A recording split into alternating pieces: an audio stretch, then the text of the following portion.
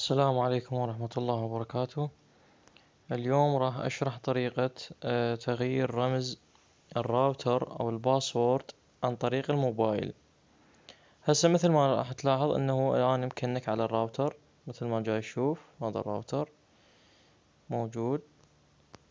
فراح تدخل على أي متصفح موجود عندك، أي متصفح. هذا هسه أنا عندي إنترنت، وهذا الثاني عندي جوجل كروم.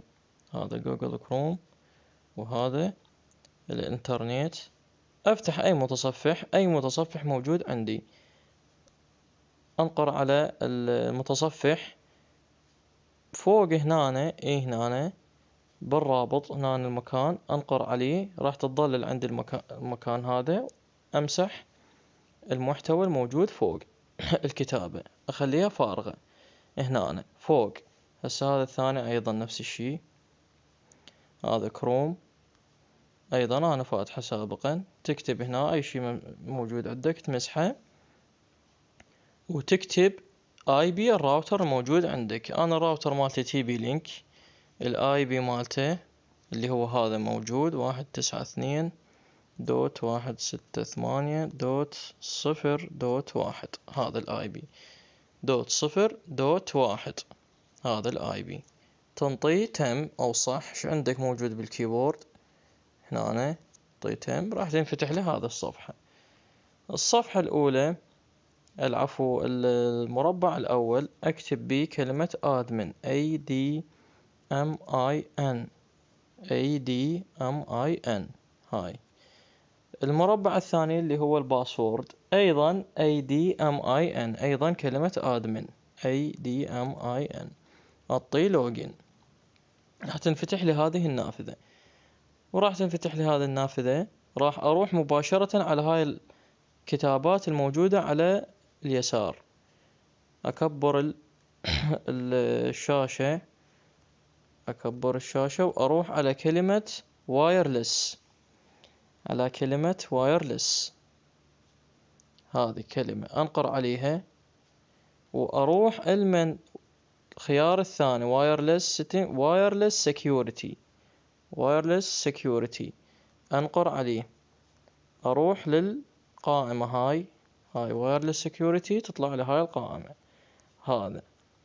هذا الباسورد وايرلس باسورد، هذا الباسورد مال الراوتر مالتي 1992 مرتين.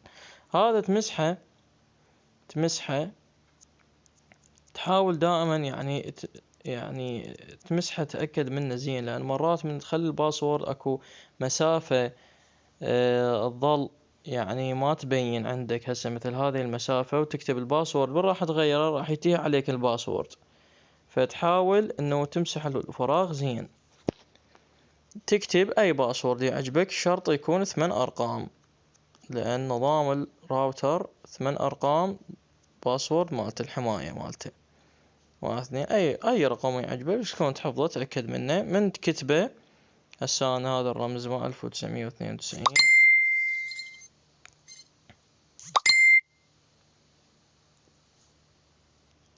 1992.